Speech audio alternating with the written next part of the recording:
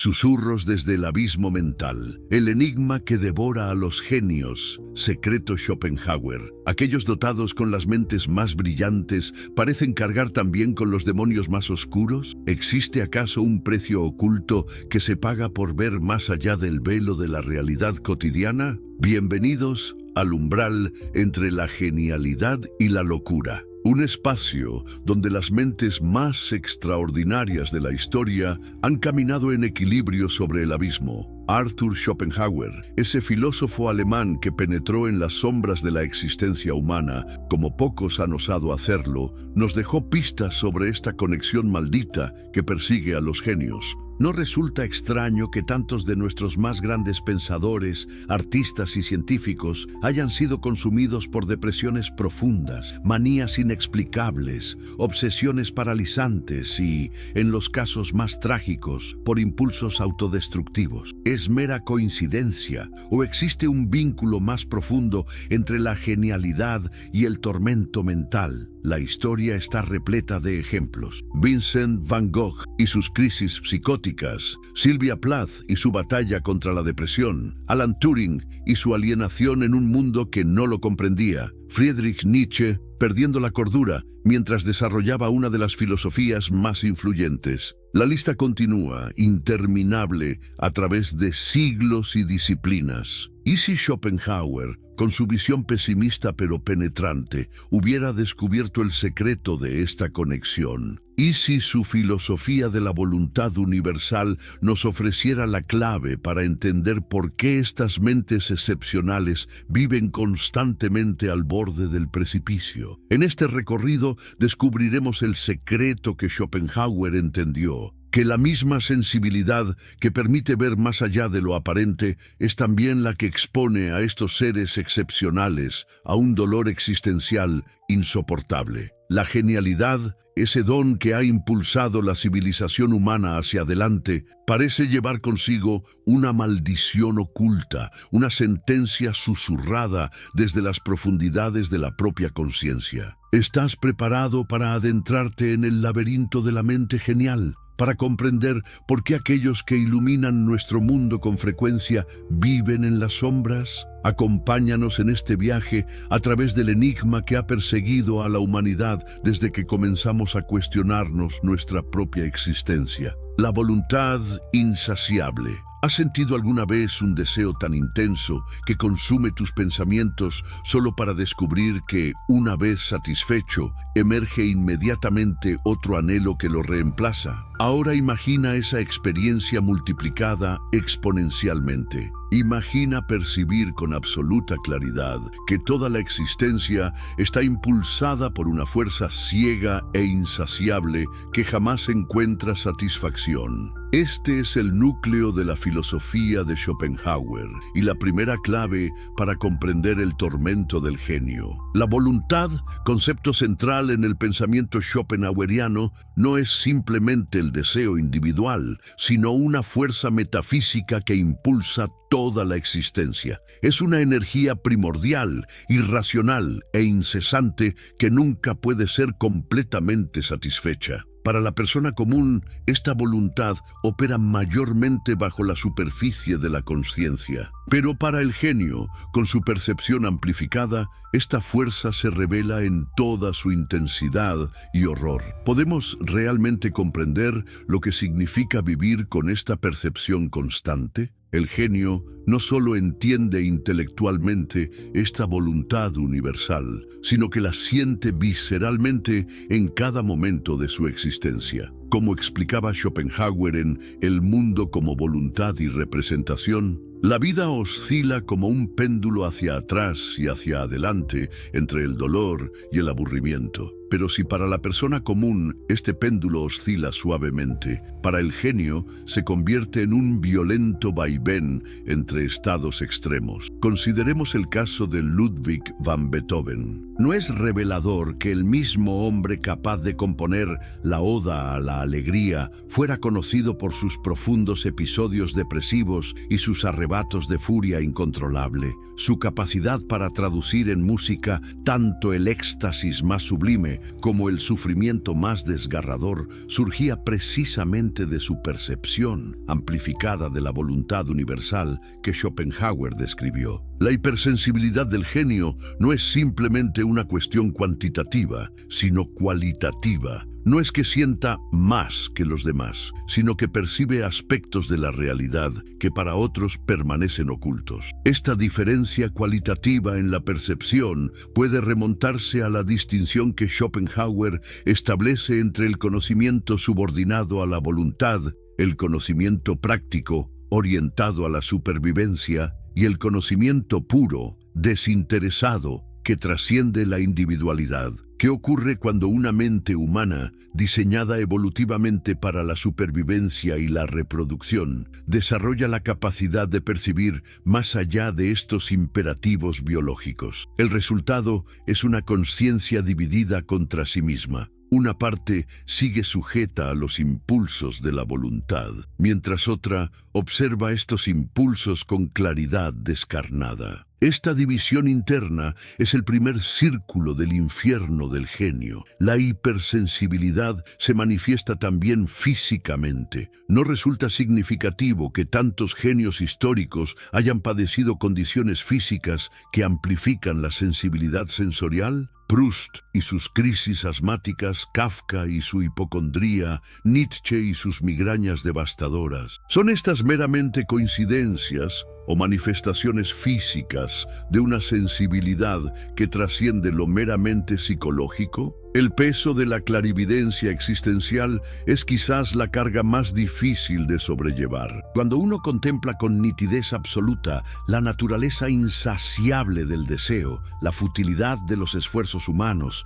y el ciclo interminable de anhelos nunca completamente satisfechos, ¿cómo puede encontrar paz? El genio vive con esta paradoja insuperable. Cuanto más comprende, más sufre. Cuanto más penetra en la verdad del mundo, más dolorosa se vuelve su existencia. Franz Kafka, quizás uno de los escritores que más profundamente capturó la alienación moderna, escribió: «Un libro debe ser el hacha que rompa el mar helado dentro de nosotros». ¿No es esta una perfecta descripción de cómo el genio experimenta su propia clarividencia? Como un hacha que rompe continuamente el hielo protector de las ilusiones cotidianas, dejándolo constantemente expuesto a las aguas heladas de la verdad existencial. La tragedia del genio schopenhaueriano radica precisamente aquí. No puede dejar de ver, no puede regresar a la reconfortante ignorancia. Una vez que se ha contemplado la voluntad universal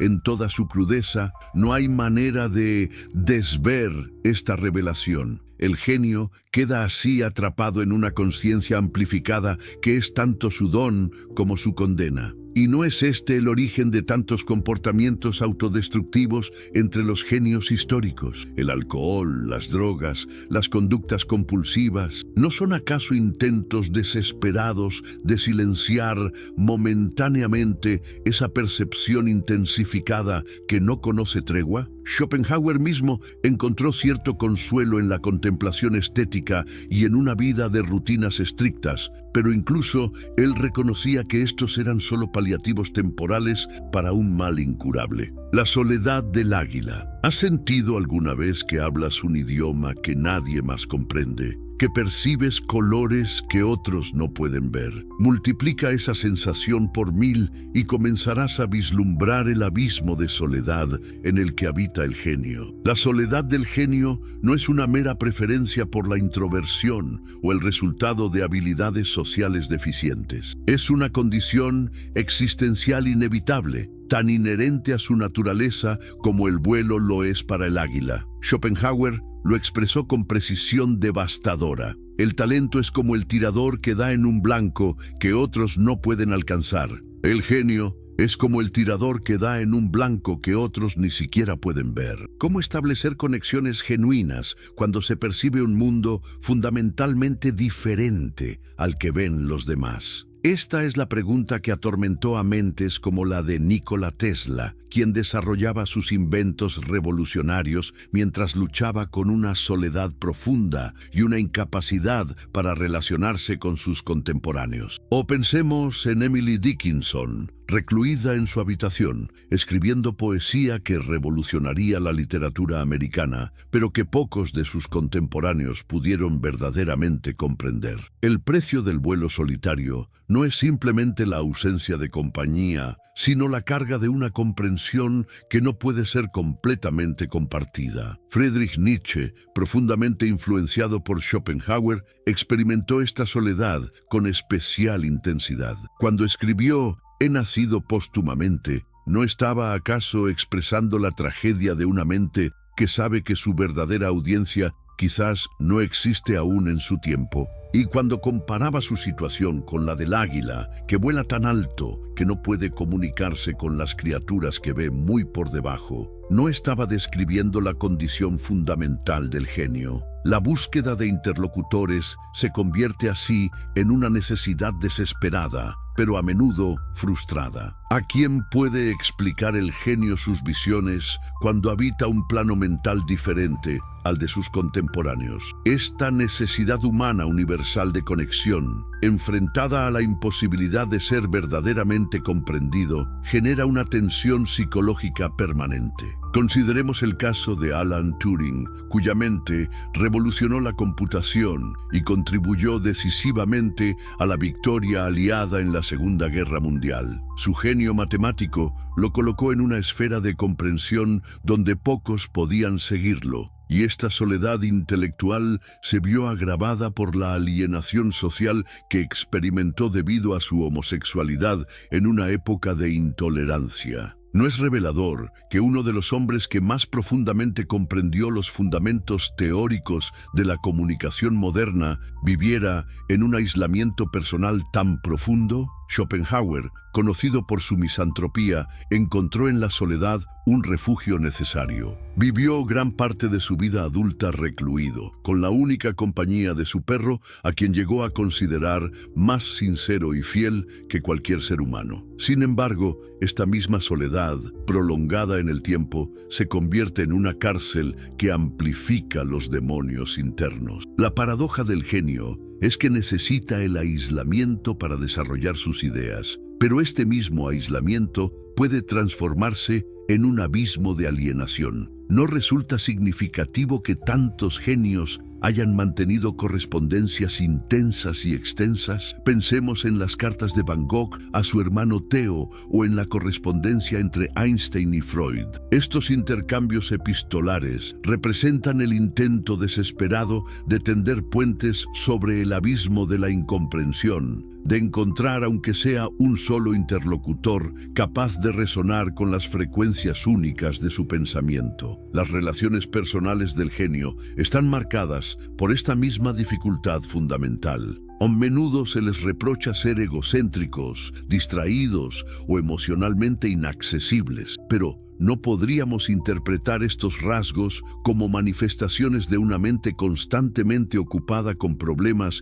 y percepciones que trascienden la experiencia cotidiana? La dificultad para bajar al nivel de las preocupaciones mundanas es el precio que pagan por habitar cumbres intelectuales rarificadas. La comprensión de esta soledad esencial puede encontrarse en otro concepto schopenhaueriano, el principium individuationis, el principio de individuación. Mientras la persona común experimenta su individualidad como un hecho natural e incuestionable, el genio percibe dolorosamente la ilusión de la separación. Ve a través del velo de Maya, como diría Schopenhauer tomando prestada la terminología hindú, y comprende la unidad subyacente de todas las cosas. Pero esta comprensión, lejos de conectarlo con los demás, profundiza su soledad al hacerle consciente del abismo de incomprensión que lo separa del resto de la humanidad. ¿No es esta la paradoja definitiva del genio? Que aquel que más profundamente comprende la interconexión de todas las cosas es a menudo quien más aislado se encuentra en su existencia personal. El pensamiento como laberinto. ¿Has experimentado alguna vez el no poder detener tu mente? Ese torrente de pensamientos que continúa incluso cuando deseas desesperadamente el silencio. Ahora imagina esa experiencia multiplicada exponencialmente, convertida no en un episodio ocasional, sino en una condición permanente de la existencia. La mente del genio es un motor perpetuo, un mecanismo de análisis y síntesis que no conoce descanso. Esta incesante actividad mental, que es la fuente de sus insights extraordinarios, es simultáneamente su mayor tormento. Como explicaba Schopenhauer, el genio es una mente cuyas facultades contemplativas están desarrolladas en un grado inusual, muy por encima de lo común. Consideremos el caso de John Nash, brillante matemático cuya historia fue inmortalizada en Una mente maravillosa. Su capacidad para detectar patrones y conexiones invisibles para otros le permitió revolucionar la teoría de juegos, pero esa misma mente incansable eventualmente lo condujo a una esquizofrenia paranoide en la que no podía distinguir entre los patrones reales y los fabricados por su propia mente hiperactivada. ¿No es revelador que el mismo instrumento que le otorgó genialidad fuera también el origen de su tormento? La rumia mental, esa tendencia a quedar atrapado en bucles de pensamiento, adquiere en el genio dimensiones extraordinarias. Su capacidad superior para ver conexiones y patrones se convierte en una telaraña donde queda atrapada su tranquilidad. El filósofo Kierkegaard, profundamente influenciado por Schopenhauer, describió este estado como la enfermedad mortal. No una enfermedad que causa la muerte física, sino una que consiste en no poder morir a pesar del sufrimiento constante. ¿Cuántas noches en vela habrá pasado Marie Curie, obsesionada con problemas científicos que se negaban a revelar sus secretos? ¿Cuántas horas atormentadas habría experimentado Dostoyevsky, incapaz de silenciar los diálogos internos de personajes aún no escritos? La mente que no puede apagarse es tanto el don del genio como su maldición más persistente. La paradoja de la lucidez y la locura es otro aspecto fundamental de esta condición. La línea entre la claridad mental excepcional y la desorganización psíquica es peligrosamente tenue. Como señaló Schopenhauer, el genio está tan cerca de la locura porque ambos estados implican ver lo que otros no ven. La diferencia, sutil pero crucial, es que el genio puede dar forma coherente a estas visiones extraordinarias, mientras que en la locura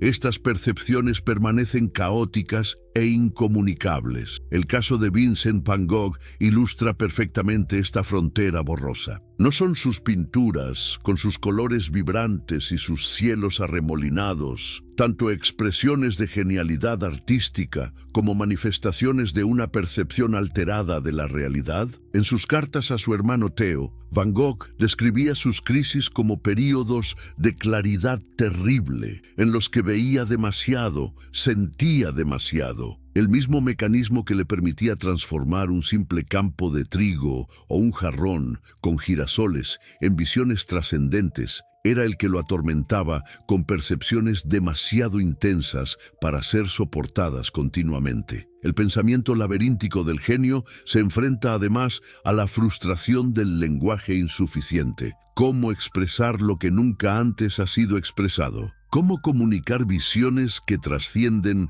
las categorías establecidas del pensamiento? Esta lucha con los límites del lenguaje es particularmente evidente en figuras como James Joyce, cuyo Finnegan's Wake representa quizás el intento más radical de forzar el lenguaje hasta sus límites para expresar dimensiones de la conciencia previamente incomunicables. Ludwig Wittgenstein, otro pensador atormentado por la precisión, pasó su vida obsesionado con los límites del lenguaje y lo indecible. Su famosa conclusión del Tractatus, de lo que no se puede hablar, hay que callar, no podría interpretarse como el grito silencioso de frustración del genio ante la insuficiencia de las herramientas comunicativas disponibles. El laberinto mental del genio se caracteriza también por una hiperconsciencia metacognitiva. No solo piensa intensamente, sino que es intensamente consciente de sus propios procesos de pensamiento. Esta autoconciencia amplificada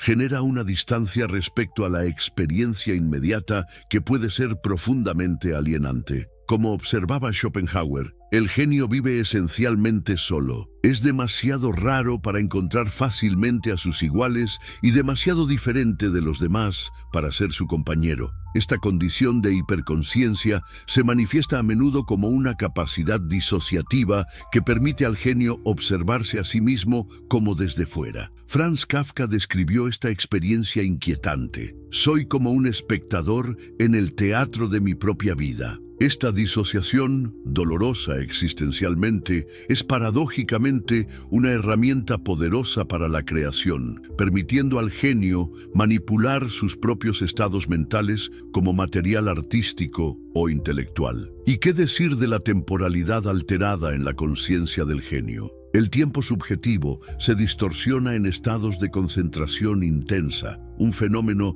que Mihaly Csikszentmihalyi denominaría siglos después flujo. Pero este mismo flujo puede convertirse en una prisión temporal cuando la mente no puede desengancharse de sus obsesiones. Los relatos de matemáticos como Ramanujan o Erdős, quienes podían trabajar durante días en un problema sin apenas conciencia del mundo exterior, ilustran tanto el poder como el peligro de esta alteración temporal. La mente laberíntica del genio, en su búsqueda incesante, a menudo encuentra insights extraordinarios precisamente en las intersecciones inesperadas de ideas aparentemente inconexas. Como señaló Arthur Koestler en El acto de la creación, el momento creativo es esencialmente un acto de bisociación, la conexión súbita entre marcos de referencia previamente separados. Pero este mismo mecanismo que produce destellos de brillantez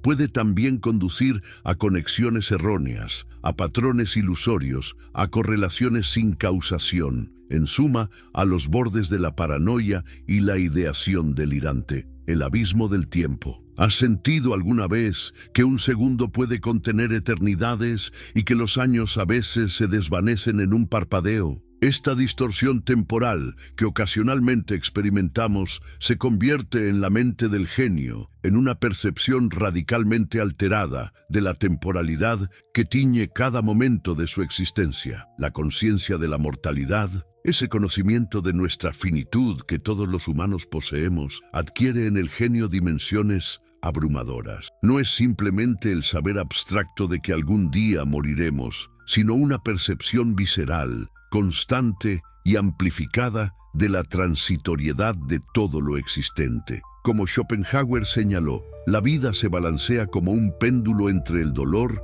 y el aburrimiento. Pero para el genio, este péndulo oscila con una violencia desmedida, haciendo imposible la complacencia que permite a los demás vivir en relativa paz con su mortalidad. ¿No resulta revelador que tantos genios a lo largo de la historia hayan estado obsesionados con la cuestión del tiempo? Marcel Proust dedicó su obra maestra En busca del tiempo perdido a la exploración de la memoria y la temporalidad.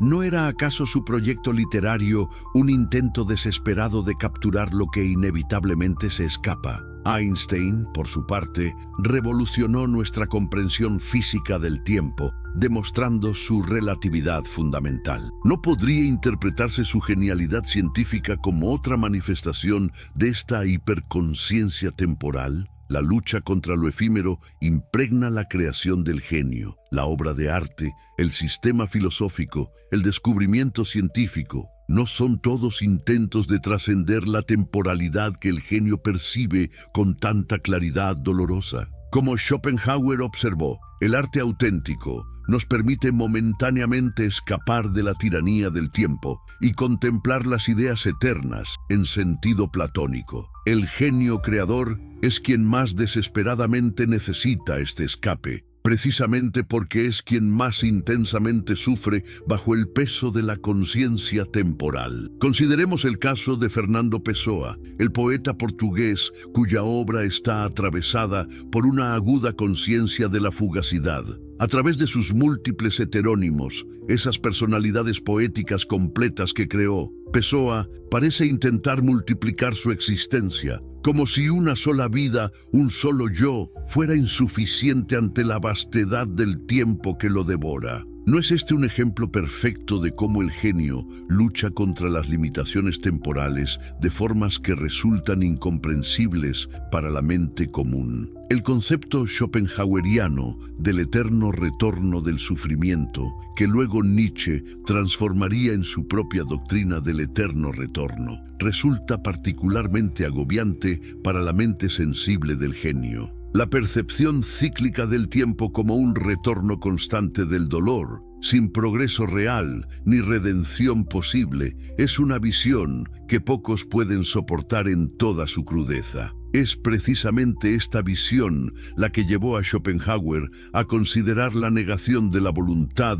de vivir como única escapatoria verdadera. ¿No es significativo que tantos genios hayan experimentado episodios depresivos profundos? La depresión, con su característica alteración de la percepción temporal, donde el futuro parece cerrarse y el presente se experimenta como un tiempo muerto, estancado, puede interpretarse como una manifestación de esta conciencia temporal amplificada que Schopenhauer identificó como característica del genio. Virginia Woolf, cuya innovadora técnica del flujo de conciencia revolucionó la literatura, luchó toda su vida contra episodios depresivos devastadores. Su obsesión con capturar en la narrativa el flujo subjetivo del tiempo, esos momentos de ser que constituyen la verdadera existencia, ¿no era acaso un intento de resolver artísticamente el enigma temporal que la atormentaba personalmente? Cuando finalmente decidió terminar con su vida, llenó sus bolsillos de piedras y se sumergió en el río Ouse. ¿No hay en este acto final una poética y terrible metáfora sobre el peso insoportable del tiempo para ciertas conciencias? La tiranía del presente constituye otra dimensión de este tormento temporal. El genio vive en un presente intensificado, con una hiperatención al momento actual, combinada con la conciencia aguda de su fugacidad. Esta intensidad perceptiva, que no conoce descanso, es tanto la fuente de sus insights extraordinarios como un agotador estado de hiperconciencia. Frida Kahlo, cuya obra está marcada por una intensidad brutal en la representación del dolor físico y emocional, expresó esta tiranía del presente cuando escribió en su diario: «Pies, ¿para qué los quiero si tengo alas para volar?». La contradicción entre la inmovilidad forzada por su cuerpo fracturado y la libertad de su mente creativa ejemplifica perfectamente esta tensión entre la limitación temporal de la existencia física y la aspiración del genio a trascenderla. La percepción del genio se caracteriza también por súbitas dilataciones y contracciones de la experiencia temporal. ¿No es revelador que tantos artistas y científicos describan sus momentos de mayor creatividad como estados de trance, donde el tiempo parece suspenderse? Mozart afirmaba que podía ver una composición entera de una vez, como un objeto fuera del tiempo, antes de transcribirla al pentagrama. Arquímedes experimentó su famoso ¡Eureka!, en un momento de conciencia alterada, donde la solución matemática se le presentó completa. Estos estados alterados de conciencia temporal son tanto bendiciones como maldiciones para el genio. Permiten insights extraordinarios, pero vuelven aún más intolerable el retorno a la temporalidad ordinaria. En última instancia, como Schopenhauer comprendió, el tiempo mismo es parte del velo de malla, de la ilusión que constituye el mundo como representación. El genio, quien atisba momentáneamente más allá de este velo, queda marcado para siempre por esa visión, condenado a vivir en un mundo temporal, siendo dolorosamente consciente de su naturaleza ilusoria. La belleza como consuelo temporal. ¿Has experimentado alguna vez un momento de belleza tan perfecto que el tiempo pareció detenerse, que tu identidad se disolvió y el mundo con todas sus preocupaciones se desvaneció? Estos raros momentos de contemplación estética que ocasionalmente visitan a los seres humanos comunes representan para el genio no solo experiencias excepcionales, sino verdaderos salvavidas en el océano de sufrimiento que implica su hiperconciencia. Schopenhauer propuso algo revolucionario en la historia del pensamiento occidental, que solo en la contemplación desinteresada de lo bello podemos liberarnos temporalmente del sufrimiento causado por la voluntad. En esos momentos excepcionales, el sujeto deja de ser un individuo separado, dominado por deseos y temores, y se convierte en puro sujeto de conocimiento, fusionado con el objeto contemplado. Para el genio, esta no es una teoría abstracta, sino una experiencia vital, quizás la única escapatoria momentánea de su tormento existencial. No resulta significativo que tantos genios a lo largo de la historia hayan buscado refugio en la creación o contemplación estética. Pensemos en Ludwig van Beethoven, quien, mientras sufría la tragedia de su sordera progresiva y el aislamiento social consiguiente, compuso algunas de las obras más sublimes de la historia de la música. Cuando escuchamos el movimiento final de su novena sinfonía, no estamos presenciando el testimonio de un espíritu que encontró en la belleza musical un consuelo frente al abismo existencial. Pero aquí surge la paradoja del creador. El genio encuentra alivio momentáneo creando, pero la intensidad del proceso creativo mismo puede consumirlo. La obra exige un precio de sangre a su creador, como escribió Rainer Maria Rilke: si no habrías de venir, entonces rompe los brazos a la estatua. Es preferible estar incompleto. En estas líneas, no está Rilke expresando el sacrificio doloroso que implica la creación auténtica. Consideremos el caso de Frida Kahlo, cuya obra canaliza un sufrimiento físico y emocional casi insoportable en creaciones de extraordinaria belleza y poder. Sus autorretratos, con sus imágenes descarnadas de dolor, no son solo expresiones de sufrimiento, sino transmutaciones alquímicas del dolor en belleza. Cuando Kahlo afirmaba «pinto flores para que no mueran», no estaba reconociendo que su arte era un intento de arrancar algo permanente del flujo de sufrimiento que constituía su existencia. La concepción schopenhaueriana de la belleza como aquello que nos permite vislumbrar las ideas platónicas, la estructura eterna tras el velo de Maya, adquiere en la experiencia del genio una concreción existencial. Cuando Gustav Mahler, consumido por crisis existenciales y presagios de su muerte temprana, compuso su Canción de la Tierra, estaba traduciendo en música esa visión momentánea de lo trascendente que hace más doloroso el retorno a la cotidianidad. El movimiento final, Der Abschied, la despedida, con su conclusión en un eterno Ewig, Ewig, eternamente, eternamente, que se desvanece en el silencio. ¿No representa acaso ese momento en que la belleza nos permite vislumbrar lo eterno, haciendo más aguda la conciencia de nuestra propia finitud? El arte del genio no es mero entretenimiento ni simple expresión de belleza convencional. Es testimonio tanto de la luz como de la oscuridad que lo habita. ¿No es revelador que algunas de las obras más profundamente bellas de la historia hayan surgido de las mentes más atormentadas? Francisco de Goya, tras su enfermedad que lo dejó sordo y lo sumió en una oscuridad existencial, produjo sus Pinturas Negras, obras de una belleza perturbadora que confrontan directamente los aspectos más terribles de la existencia humana. Cuando contemplamos Saturno devorando a su hijo, ¿no estamos frente a un espejo del abismo que el propio Goya había contemplado? La concepción tradicional de la belleza como armonía, proporción y claridad es trascendida en la obra del genio atormentado, que nos revela una belleza más compleja y profunda que incluye lo terrible, lo disonante, lo fragmentario. Friedrich Nietzsche, profundamente influenciado por Schopenhauer, aunque eventualmente se distanciara de su pesimismo, comprendió esta dimensión dionisíaca de la belleza cuando escribió En el nacimiento de la tragedia. ¿Y qué sería de toda la belleza apolínea sin el elemento dionisíaco que constituye su fundamento necesario? ¿No encontramos esta misma dualidad en la poesía desgarradora de Alejandra Pizarnik, cuyos versos cristalinos y precisos expresan un abismo interior de proporciones inimaginables? No nombrar las cosas por sus nombres. Las cosas tienen bordes dentados, vegetación lujuriosa, En estas líneas no está Pizarnik expresando precisamente esa cualidad del genio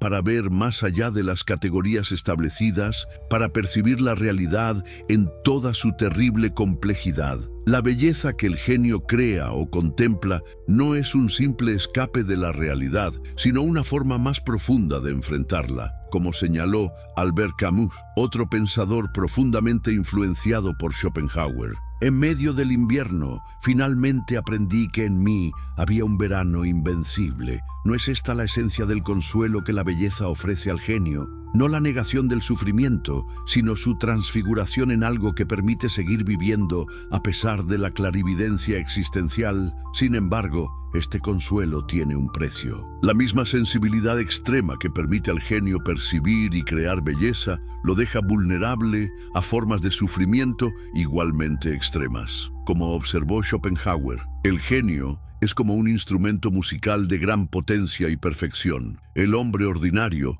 como uno común y limitado. Esta diferencia no reside en el instrumento, sino en la mano que lo toca. Y cuando la mano que toca ese delicado instrumento es la voluntad ciega e insaciable que Schopenhauer identificó como el núcleo de la existencia, podemos sorprendernos de que tantos genios hayan terminado destruidos por las mismas fuerzas que alimentaban su creatividad excepcional. El cuerpo como prisión. ¿Has sentido alguna vez que tu mente vuela mientras tu cuerpo se arrastra, limitado por necesidades básicas, dolores inesperados o simplemente por su propia materialidad inescapable? Esta experiencia cotidiana de la dualidad mente-cuerpo adquiere en el genio dimensiones trágicas. La prisión corporal, esa limitación que todos experimentamos, se convierte para el genio en un confinamiento especialmente doloroso precisamente porque la distancia entre sus vuelos mentales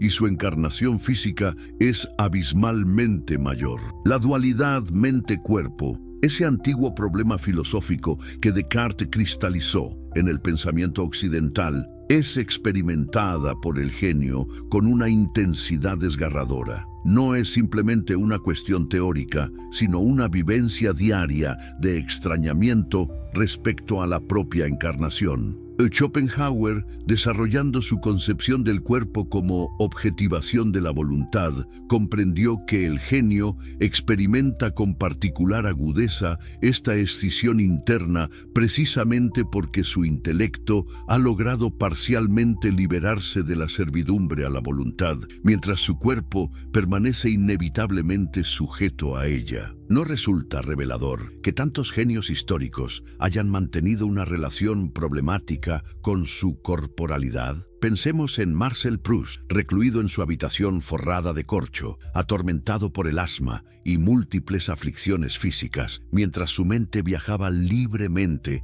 por los laberintos de la memoria y el tiempo. O en Stephen Hawking, cuyo cuerpo quedó progresivamente inmovilizado por la ELA, mientras su intelecto exploraba los confines del universo y los misterios de los agujeros negros. ¿No son estos ejemplos extremos de esa dicotomía que todo genio experimenta entre la libertad de su pensamiento y las limitaciones de su encarnación? Las aflicciones físicas del pensador constituyen un patrón tan recurrente a lo largo de la historia que resulta difícil considerarlo mera coincidencia. Nietzsche y sus migrañas devastadoras, Kant y sus problemas digestivos crónicos, Frida Kahlo y su columna destrozada, Virginia Woolf y sus crisis nerviosas con manifestaciones físicas. La lista podría extenderse indefinidamente. ¿Son estas dolencias simplemente el resultado aleatorio de la fragilidad humana? ¿O existe una conexión más profunda entre la hiperactividad mental del genio y la vulnerabilidad de su cuerpo? Schopenhauer mismo proponía que existe una economía energética en el organismo, donde la dedicación extrema a la actividad intelectual necesariamente resta recursos a otras funciones vitales. Esta intuición schopenhaueriana encuentra eco en observaciones médicas contemporáneas sobre cómo el estrés crónico y la hiperactividad mental pueden comprometer el sistema inmunológico y alterar la regulación hormonal. no podríamos interpretar muchas de las dolencias físicas que han atormentado a los genios como el precio biológico de su extraordinaria actividad mental? La ascesis intelectual, esa tendencia del genio a subordinar las necesidades corporales a las exigencias del pensamiento, puede observarse en innumerables casos históricos. Simone Weil, cuya brillantez filosófica iba acompañada de una relación torturada con su corporalidad, llegó a extremos de autonegación física que contribuyeron a su muerte prematura. En su rechazo a alimentarse adecuadamente, no podemos ver una manifestación extrema de esa lucha del genio contra las limitaciones y demandas del cuerpo. Schopenhauer mismo defendía cierta frugalidad como conducente al pensamiento elevado. Su estilo de vida metódico, con sus comidas en el mismo restaurante, sus paseos a la misma hora y su disciplina ascética, puede interpretarse como un intento de minimizar las distracciones corporales para liberar la actividad mental. No es significativo que tantos genios hayan desarrollado rutinas estrictas similares. Pensemos en las costumbres meticulosas de Immanuel Kant, cuyos paseos diarios eran tan puntuales que los habitantes de Königsberg ajustaban sus relojes al verlo pasar. El desequilibrio fisiológico que a menudo acompaña al genio puede manifestarse también como una alteración de los ritmos circadianos. Las noches de insomnio creativo, seguidas de días de agotamiento, constituyen un patrón recurrente en las biografías de mentes excepcionales. Franz Kafka, escribiendo durante la noche mientras trabajaba en una compañía de seguros durante el día,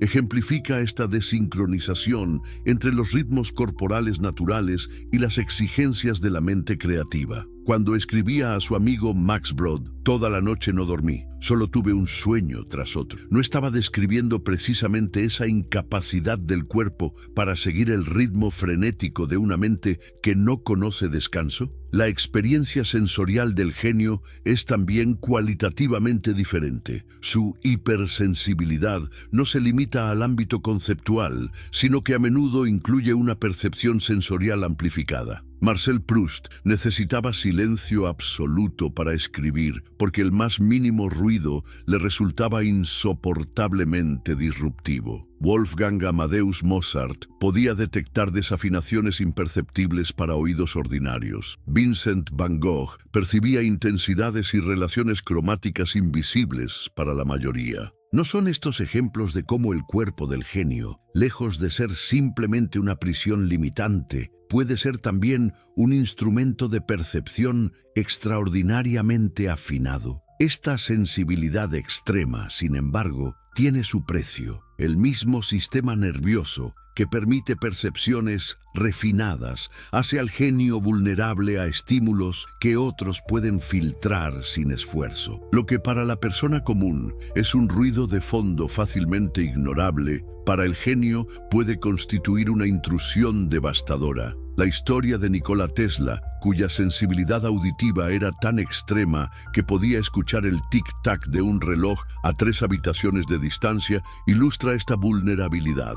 Las últimas décadas de su vida, marcadas por un creciente aislamiento y comportamientos que hoy podríamos identificar como trastorno obsesivo-compulsivo, no pueden interpretarse en parte como consecuencia de esta hipersensibilidad sensorial inmanejable. La relación paradójica del genio con su cuerpo incluye también momentos de integración excepcional. Esos estados de flujo, como los denominaría posteriormente el psicólogo Mihaly Csikszentmihalyi, en los que la dualidad mente-cuerpo parece momentáneamente superada en una fusión perfecta de pensamiento y acción. El testimonio de muchos genios creativos describe estos momentos de gracia en que la obra parece crearse a sí misma a través de ellos, como si fueran meros instrumentos de una fuerza que los trasciende. Johann Sebastian Bach describía cómo la música fluía de sus dedos. Miguel Ángel sentía que la escultura ya existía dentro del mármol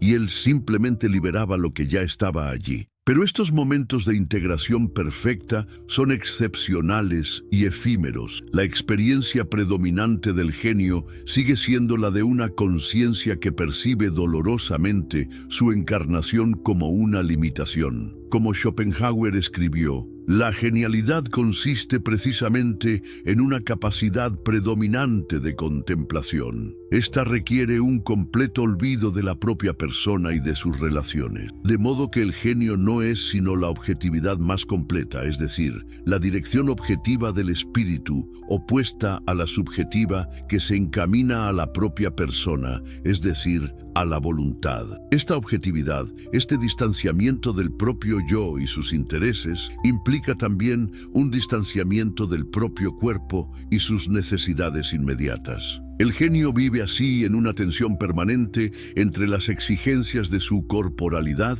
y las demandas de su intelecto, una tensión que raramente encuentra resolución completa y que constituye otra dimensión de su tormento existencial, la sombra de la negación. ¿Has contemplado alguna vez el abismo existencial con tal claridad que por un instante te has preguntado si la vida misma merece ser vivida? Si has experimentado ese vértigo momentáneo, podrás vislumbrar lo que para el genio constituye una tentación constante, la seducción del nihilismo. Cuando se percibe con descarnada lucidez la naturaleza del sufrimiento universal, cuando se comprende la voluntad insaciable que Schopenhauer identificó como el núcleo de toda existencia, la negación de la vida puede aparecer como una conclusión lógica, casi inevitable. El genio, con su hipersensibilidad y su clarividencia existencial, debe luchar constantemente contra este abismo nihilista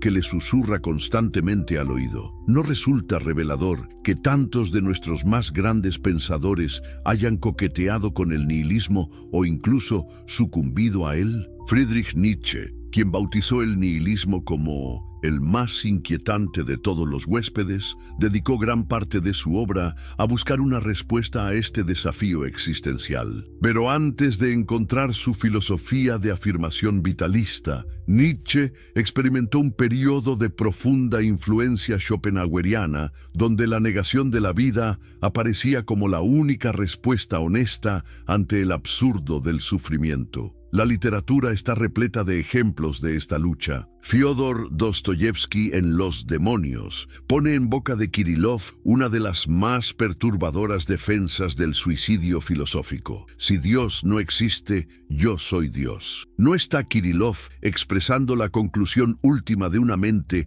que ha comprendido que, en ausencia de un orden trascendente, la libertad absoluta incluye la libertad de negarse a sí mismo? La autodestrucción se presenta entonces como el acto supremo de libertad metafísica. La estadística sombría de genios que han terminado sus vidas por propia mano parece confirmar la tesis schopenhaueriana sobre la correlación entre la clarividencia existencial y la tentación del nihilismo. Sylvia Plath, Virginia Woolf, Ernest Hemingway, David Foster Wallace, Alejandra Pizarnik. La lista se extiende dolorosamente a través de disciplinas y épocas. ¿Son estas muertes simplemente el resultado de trastornos mentales individuales o podemos interpretarlas como manifestaciones extremas de una lucidez existencial insoportable? Schopenhauer encontró en el budismo la confirmación de su intuición filosófica, que la extinción del deseo,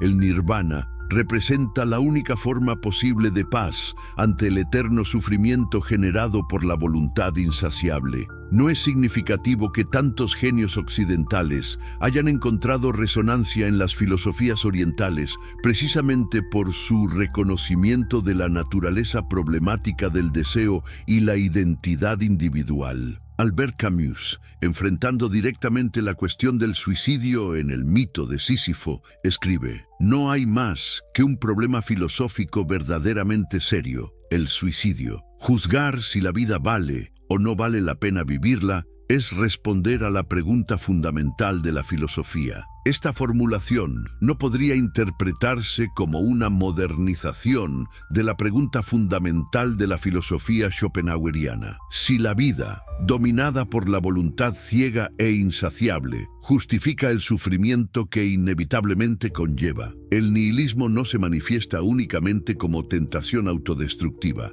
Se expresa también en formas más sutiles de negación, en el ascetismo extremo, en la renuncia a la participación social, en la búsqueda de anestesia emocional. Schopenhauer mismo, con su vida retirada y su desprecio por lo que consideraba las banalidades del mundo social, ejemplifica esta tendencia. No es revelador que eligiera como mascota a un perro al que llamó Atma, alma en sánscrito, prefiriendo su compañía a la de los humanos que encontraba predeciblemente dominados por motivaciones egoístas? La autodestrucción como liberación adquiere en muchos genios creadores formas menos literales, pero igualmente devastadoras. El alcoholismo de Edgar Allan Poe, la adicción al láudano de Samuel Taylor Coleridge, la autodestrucción progresiva de Janis Joplin o Amy Winehouse. No podemos interpretar estos comportamientos como formas de negación parcial, intentos desesperados de silenciar temporalmente una conciencia hiperlúcida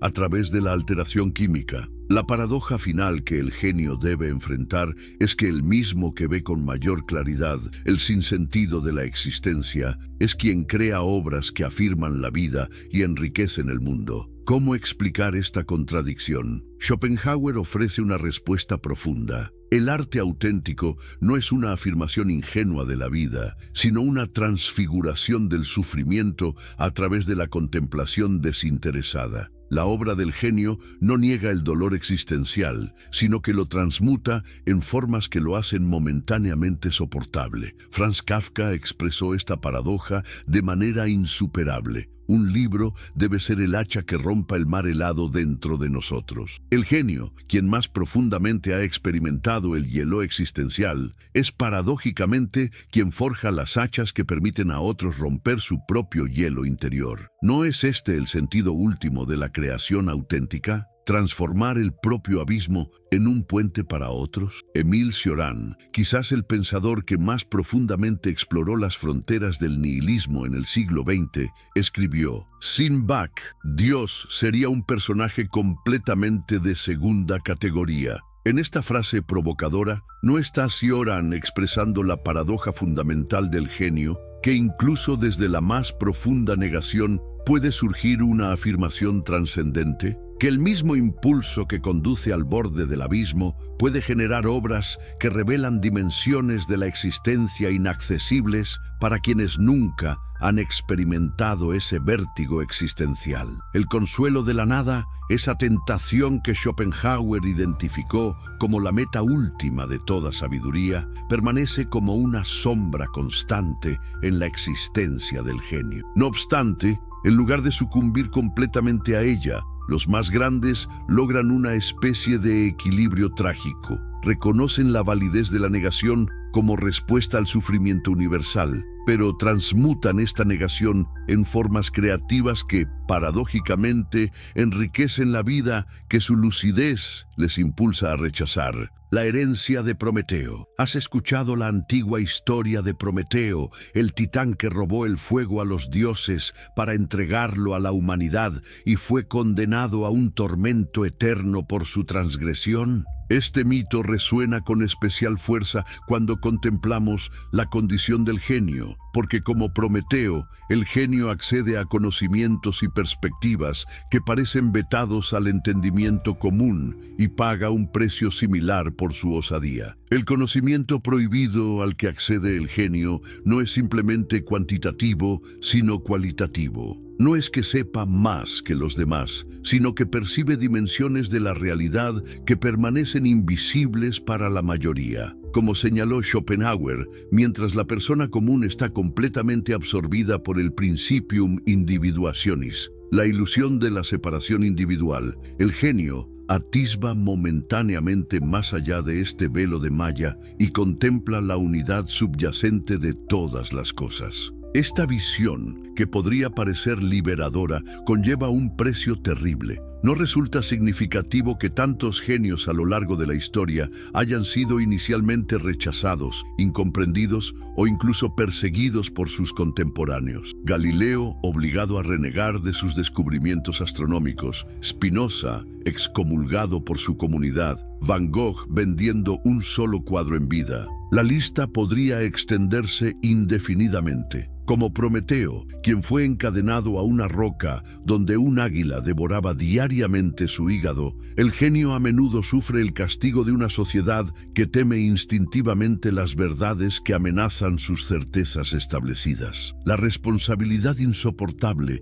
que acompaña al conocimiento excepcional constituye otra dimensión del tormento prometeico. Consciente de su capacidad única, el genio frecuentemente siente el peso de una responsabilidad histórica que lo sobrepasa como individuo. Esta presión autoimpuesta puede convertirse en una fuente adicional de tormento existencial. No fue este sentido de responsabilidad cósmica lo que llevó a Albert Einstein, tras contribuir indirectamente al desarrollo de la bomba atómica, a dedicar sus últimos años a abogar apasionadamente por el desarme nuclear y la paz mundial. El caso de Robert Oppenheimer ilustra trágicamente esta responsabilidad prometeica. Al presenciar la primera explosión nuclear, citó el texto sagrado hindú Bhagavad Gita: «Ahora me he convertido en la muerte, el destructor de mundos». ¿No estaba Oppenheimer expresando precisamente el horror de quien ha accedido a un conocimiento que,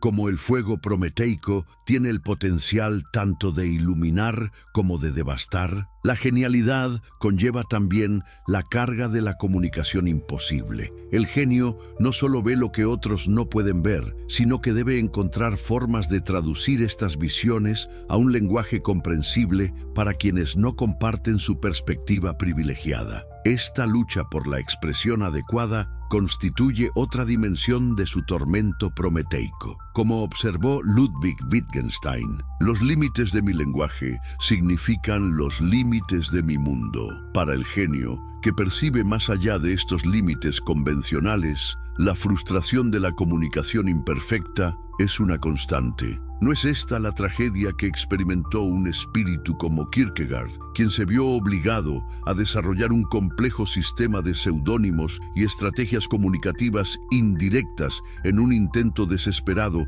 por transmitir verdades existenciales que resistían la expresión directa? O el caso de Friedrich Nietzsche, cuyas intuiciones psicológicas y filosóficas revolucionarias quedaron inicialmente distorsionadas por interpretaciones superficiales y apropiaciones ideológicas, hasta el punto de ser asociado con movimientos que habrían horrorizado profundamente al propio filósofo. El legado ambivalente del genio constituye otra faceta de su condición prometeica. La influencia de las grandes mentes perdura más allá de su tiempo, pero ¿qué precio pagan ellos mismos por esta inmortalidad? La historia está repleta de ejemplos de genios que fueron comprendidos solo póstumamente, que vivieron en la oscuridad para iluminar a generaciones futuras con su luz. Johann Sebastian Bach, considerado hoy como uno de los más grandes compositores de todos los tiempos, fue principalmente reconocido en su época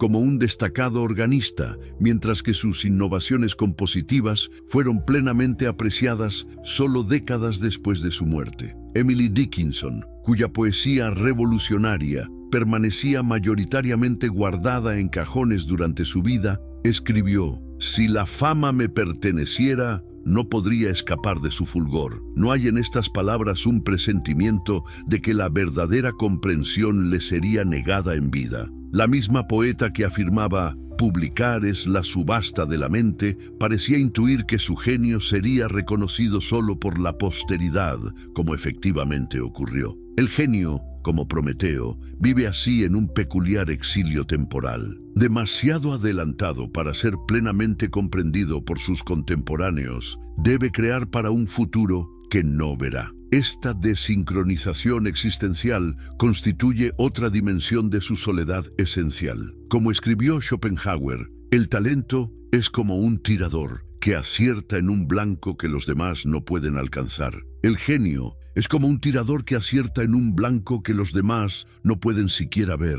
La pregunta por el sentido es quizás la más atormentadora para el genio prometeico. ¿Vale la pena el sufrimiento personal si produce algo valioso para la humanidad? ¿O es este consuelo solo otra ilusión para soportar lo insoportable? Schopenhauer, coherente con su pesimismo metafísico, tendía a considerar esta idea del sacrificio por la humanidad como otra forma de autoengaño. Y sin embargo, el propio Schopenhauer dedicó su vida a la articulación de un sistema filosófico que ha iluminado la comprensión humana del sufrimiento durante casi 2 siglos. Friedrich Nietzsche, inicialmente discípulo de Schopenhauer, antes de desarrollar su propia filosofía de afirmación vital, transformó esta pregunta por el sentido en su concepto del amor fati, amor al destino. La capacidad de aceptar y afirmar la totalidad de la propia vida, incluyendo el sufrimiento, como necesaria para ser precisamente quien se es. Cuando escribió «Lo que no me mata me hace más fuerte», ¿no estaba proponiendo una respuesta a la condición prometeica del genio? Al final, como el titán encadenado a su roca, el genio permanece en una posición ambivalente, castigado y glorificado, torturado y venerado, incomprendido y esencial. Su fuego, robado de alturas prohibidas, ilumina a la humanidad mientras consume a quien lo porta. Y sin embargo, a pesar de todo, el genio continúa su labor prometeica, quizás porque intuye que, como sugirió Albert Camus, la lucha misma hacia las cumbres basta para llenar un corazón de hombre. Hay que imaginarse a Sísifo feliz. Hemos recorrido los oscuros senderos del laberinto donde habitan las mentes más brillantes de la humanidad. Desde la voluntad insaciable que Schopenhauer identificó como el núcleo de todo sufrimiento, hasta la herencia prometeica que hace del genio un exiliado en su propio tiempo, hemos contemplado las múltiples dimensiones del enigma que devora a los genios. ¿Qué conclusiones podemos extraer de este viaje a las profundidades? Quizás la más importante es que el genio no es simplemente un ser bendecido con dones excepcionales, como sugiere la concepción romántica e idealizada. Es un alma condenada a cargar con una percepción que lo eleva y lo hunde simultáneamente. Es el precio de ver demasiado, de sentir demasiado, de comprender demasiado. La hipersensibilidad que permite al genio percibir matices de la realidad invisibles para otros es la misma que lo deja vulnerable a formas de sufrimiento igualmente extraordinarias. Como escribió Rainer Maria Rilke, casi todo lo serio es difícil y todo es serio. Para el genio,